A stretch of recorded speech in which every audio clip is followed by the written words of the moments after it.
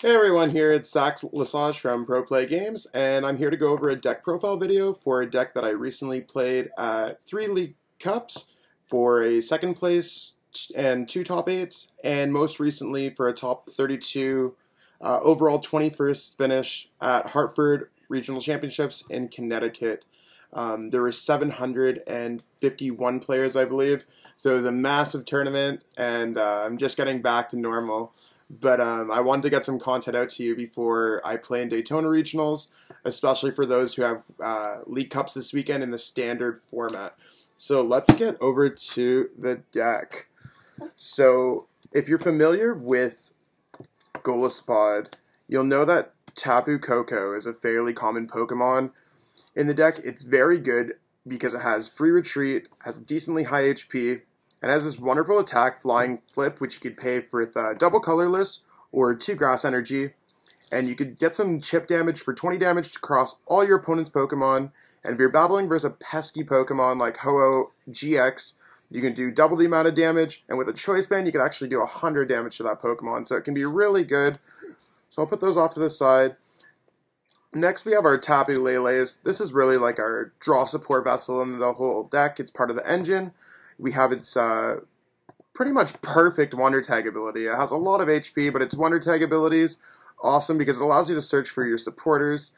And every single format there seems to be one of these cards, whether it's a Shaman EX or a Jirachi EX. Tapu Lele really seems like it's fitting that niche in this format where it's like, hey, I'm going to search out for things. It also has a really cool attack in the form of Energy Drive. So it's really similar to Mewtwo from Next Destinies. You do damage for the amount of energies attached to both active Pokemon. This one doesn't count weakness, but it can still do quite a bit enough damage.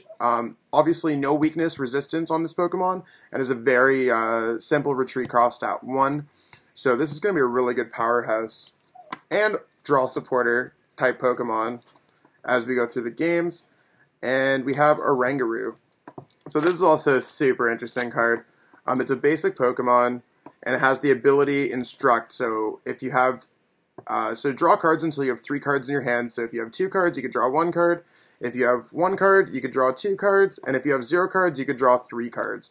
So really this card's going to be used mostly when your opponent ends you down, when you've already have 1 to 2 prize cards left, and you're going to draw out of it with Oranguru to get yourself some more cards. Maybe grab an Ultra Ball when you have 3 cards. And discard your whole hand to get a Tapu Lele, search for that game-winning supporter. It also has a really cool attack in the form of Psychic, colorless, colorless, colorless, 60 damage plus 20 for each energy that they have on their active Pokemon. So it could actually be used to knock out something like a Alolan Ninetales, the one with the ability, or it can be used to do some solid chip damage to a Gardevoir. It has a little bit of a hefty retreat, but fortunately my deck has plenty of ways between Guzman and Flowstone to get out of that. I opt for a huge form of consistency in my decks, so I decided to play an Octillery line in my deck. The Remaraid's really not too anything special, it's just really used to evolve into the Octillery. And we have discard any stadium card in play, so that's really used to discard Parallel City. But Octilleries are meat and potatoes. It's the best one out of the 2 of those because it's obviously the evolution. Abyssal Hand is very similar to Oranguru, except it's up to 5 cards. And with us not playing any water energies, we're not going to be using Hug. Even though Hug's it's an interesting attack, it's not too great.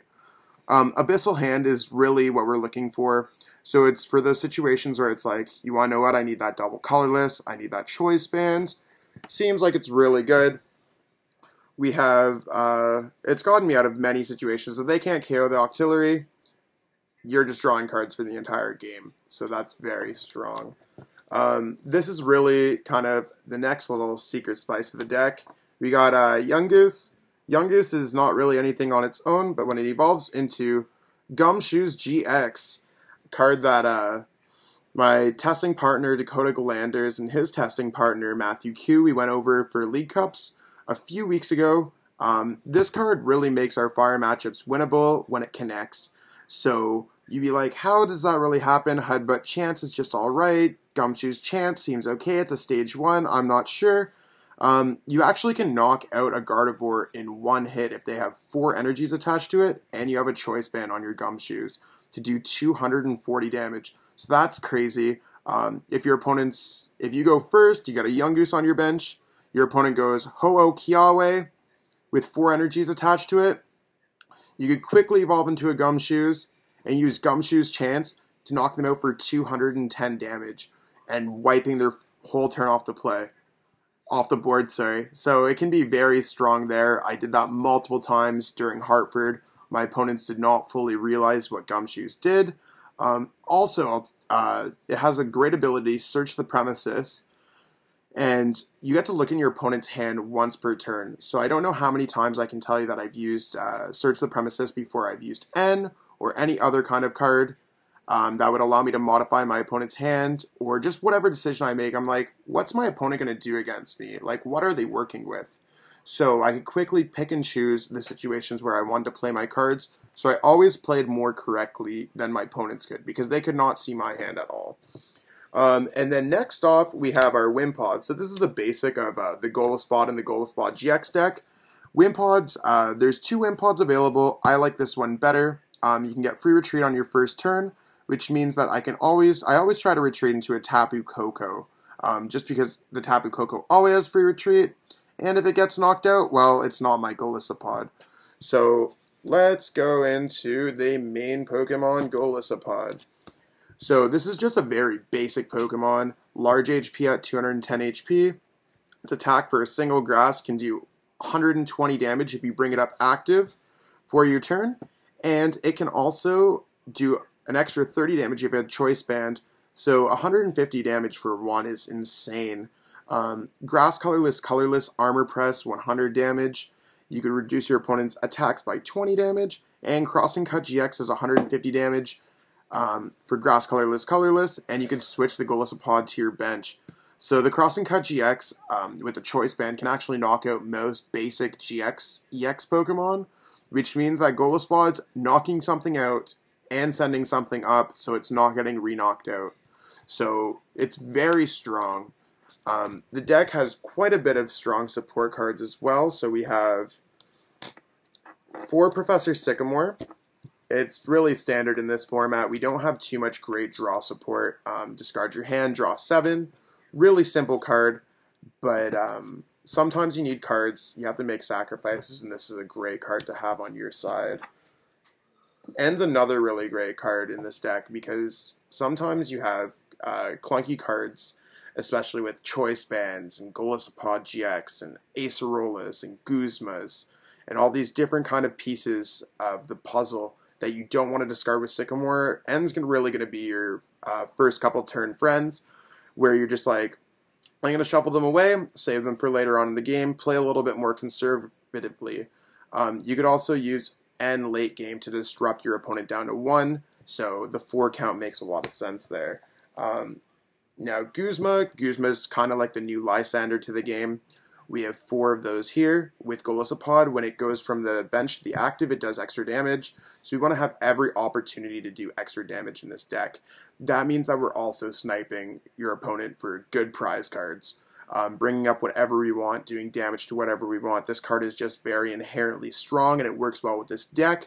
So it makes this deck very strong as well. That being going next to it, we have Acerola. So on top of us having 210 HP, this card's basically going to allow us to heal our Pokemon another 4 times, lift them back to our hand. Your opponent did damage like 180, 190, 200. We are safe. Especially with Armor Press, sometimes it's unreachable for them to try to knock out a Golisopod.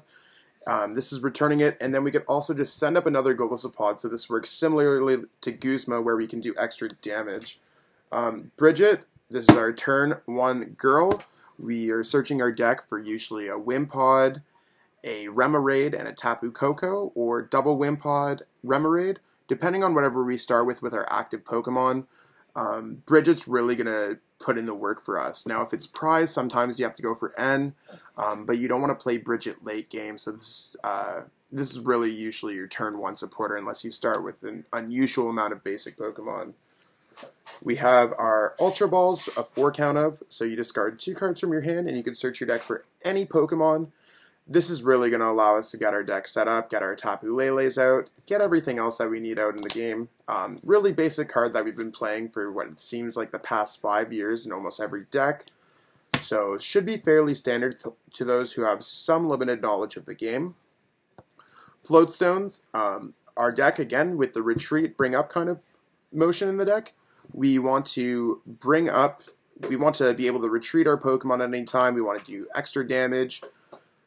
We don't want to be stuck. We don't want to have dull turns. So the Floatstones make sense. We also have Octillery with a high retreat cost, Golisopod with a high retreat cost, Wimpod with a high retreat cost, Gumshoos GX with a high retreat cost, Orangari with a high retreat cost. So you want to know what? We're going to be retreating some of our Pokemon. Even if they Field Blower one of these away, 1, 2, 3. We're good for the rest of the game. Now Choice Band, we play 3 of them. When I added Gumshoos GX into the deck, I decided to take out the bodybuilding dumbbells out of the deck. They added additional 40 HP, but with every deck playing multiple Field Blowers with the way that the format was going, I ultimately switched back to the Choice Bands that you see here. Doing 180 damage with a Cross and Cut GX, or getting that extra damage with the Gumshoos Chance GX, or even just hitting with a Tapu Lele turn 1. It was inherently strong, and I don't regret going back. We have our Rescue Stretcher here as well. This can get back a Tapu Lele GX that your opponent knocked out late game, allowing us to have another search option. You could shuffle 3 in to avoid decking out, or if you had to discard some very important pieces early on because you were forced to by having a dead hand with a Sycamore, you can get those back into your deck. We also have our Field Blower. This is allowing us to discard any combination of 2 Pokemon tools and stadiums in play. So this is allowing us to just manipulate our opponent's board, and if they have anything very powerful that we want to take away, we could totally take those away. And lastly, this kind of doubles as our 5th Ultra Ball. It's going to allow us to search out our Wimpods, and it's going to allow us to search out our Golisopods, so our deck is just slightly more consistent. I play 7 Grass Energies, and I also play 4 Double Colorless, so really these cards are just meant to power up my Pokemon. I think it's the correct amount based off everything else I have in the deck list. I didn't really run out of energies too much throughout the day. With Acerola, I'm just kind of recovering my energies back, putting them into my hand. So those are really, that's the deck list. There's going to be a screenshot of my PTCGO going up at some point in the near future, so if you didn't see the whole deck list here, be sure to check that out. Overall, I had a very strong day 1. I'll pull up my matchups really quick here so I can go into, I went into a little bit of explaining with them. And I had a really strong day 1. My only 2 losses were versus fire decks. Grass decks are typically not going to have a strong matchup versus fire decks, but I think I did okay. Just going through here now, and let's see how this goes. So I finished 7-2-0 in Swiss, which was enough to allow me to get into the top 32. Round 1 versus Metagross, I went lose, win, win. Game 1 was really close. I had a pretty awful start, but I made it back with 2 wins quickly. Losing the second round to Volcanion EX, I flat out dead drew, and it was not the best game. So I bounced back going to round 3, beating a Golisopod GX mirror deck. Since most Golisopod GX only run Garbodor and not Octillery and Gumshoos, my deck's more consistent versus their decks. Then I played against a Greninja Break deck, probably the best matchup that we have in the format. So they're weak to me. It's similar how the Volcanions beat me, I beat the Greninjas. So that was a fairly simple matchup. After that, losing straight again, lost to Volcanion, double dead drawing again. At least I'm dead drawing versus my bad matchups. So that's how that worked out. I beat a Gardevoir GX deck, win, loss, win. Super close series. It's a super close matchup, but with a Gumshoos GX on your side, if you can get it out, you could do enough damage to knock them out. Round 7, I played against Golisopod GX. Again, win-win.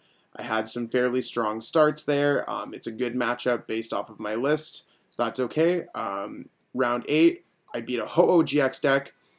The Gumshoos GX was really the MVP.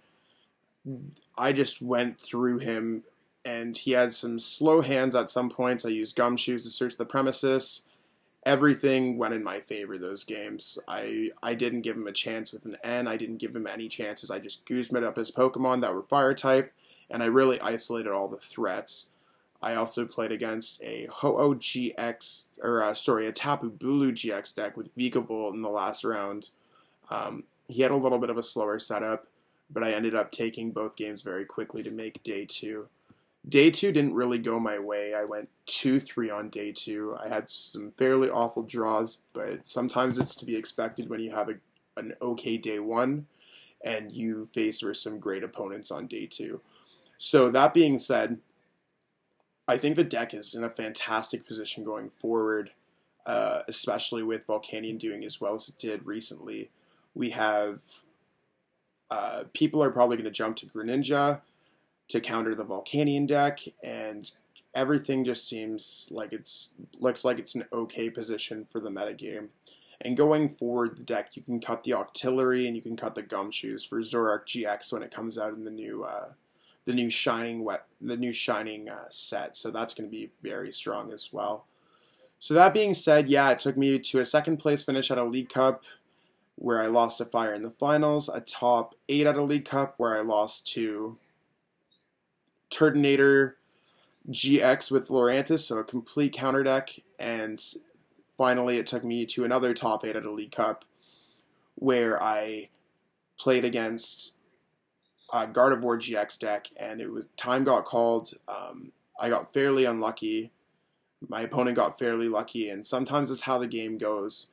And and most recently I came 21st out of 751 competitors at Hartford Regionals. So going forward, yeah, I really like the deck. I think it's done really well. A lot of my testing partners have really enjoyed the deck, and they have a lot of success with it as well. So really, really liking the deck going forward. That being said, I think that's it for today. I appreciate this opportunity that George Machado has given me to be on Pro Play Games, to provide this content for everyone. And we expect more expect more content like this from me in the future. So shoutouts to Ultra Pro, shoutouts to Pro Play Games, and shoutouts to all my teammates. And hopefully I'll have another deck profile video up for you after Daytona if I'm super successful there as well. Alright guys, take it easy. Thanks.